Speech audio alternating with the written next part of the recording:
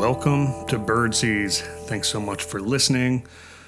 Today's going to be a pretty personal subject. Going to really kind of get into something I'm working on for myself at the moment from a mental health perspective, and kind of want to, dive into that a bit, but then really connect it to something I've realized that happens beyond me, that happens out in the world, something I've noticed that people do, and I'm sure you've noticed the same thing, kind of a common thing that happens, but I think I've made a connection to that at least helped me understand in my own head why this happens. And if I can understand it in my own head and I share it with you, I hope it just provides a different perspective for you to be able to interpret it and how you perceive the world.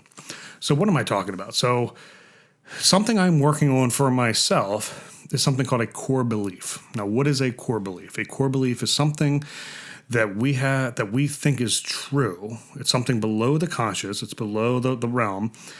And we don't really think about what these things are, but they are what color the way that we live, the way that we interpret the rest of life, the way that things happen to us. It's those things, it's like definitions that we apply.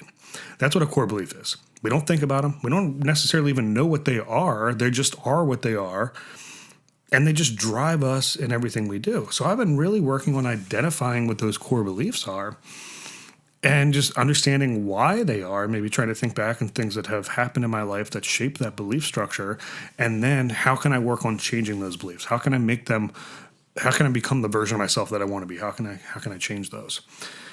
And it's a long process. It is not an easy process. It is challenging. You really have to think back, and you have to remove so many filters of how you think and get back to these things that have happened in your life to sort of understand how that may have created what you tell yourself, who you are, how you act. And it's not fun. I mean, to be completely frank, it's not fun.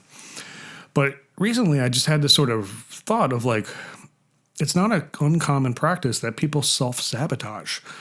That maybe they are doing something really, really, really good, and then they do something really stupid that sets them back.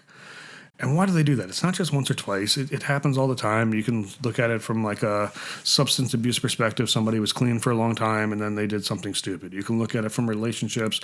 They were loyal, and then they cheated, and they did something stupid.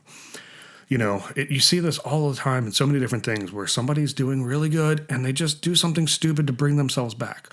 Why do they do that? And I'm sure that you asked that person why they did it. They don't know. They just did it. Well, what I sort of came to this realization is human beings, mankind strives for truth. We strive for things to be what we understand them to be.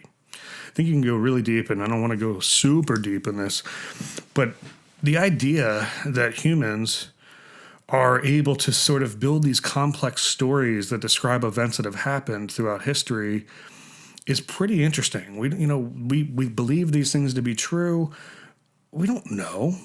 We can look and we've learned more, and then we go, oh, we were wrong. I mean, look at the way we look at space, look at flat Earth, look at all these different things that like we thought we knew what we knew, and we made that the truth because we seek finality. We seek truth. We seek to understand what's going on. And then technology advances, things change, and go, oh, the Earth isn't flat, it's round. Oh, there is space. Oh, what? I can go on, and I'm not going to go super deep on this. But that's what we as human beings like to do. So if you have this core belief, and you don't even really know what this belief is, but it colors everything you do, your being seeks for that to be the truth. Even though you don't want it to be true, even though a lot of the times these core beliefs are not positives, they're negatives, they're limiting beliefs, but there's still something inside of you that wants that to be true because it wants to be the way you think it's going to be. And subconsciously you do things to make that self-fulfilling. It becomes a self-fulfilling prophecy. The things you fear that are going to become reality because you want truth and you make it happen. And that was this big sort of realization of like, man, that makes so much sense why somebody would sabotage, do something wrong to bring them down. You just don't understand it. It makes so much sense. I'm curious how that lands on you. Does that sound familiar, either for yourself or for somebody else that's done something like that? I would challenge you to look at a time when you did something that set you back, that made things worse for you. I challenge you to look at that and really analyze that and understand why you did that. Is it because you were pushing past a core belief and you brought yourself back to it? It very well may be. Thanks for listening. This was kind of a deep one, a big one. Still pretty short as they always are, but again, something I'm working on, just trying to create better belief systems for myself and be the confident version of myself that I want to be, and stop second guessing and stop questioning things.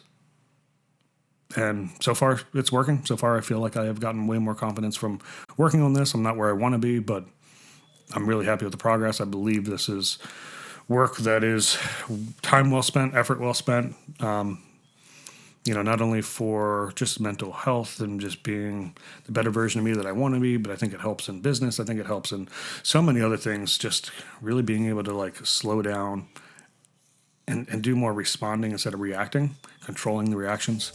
So thanks again for listening. This is Bird Seeds. I hope this helps. Hope you have a wonderful day.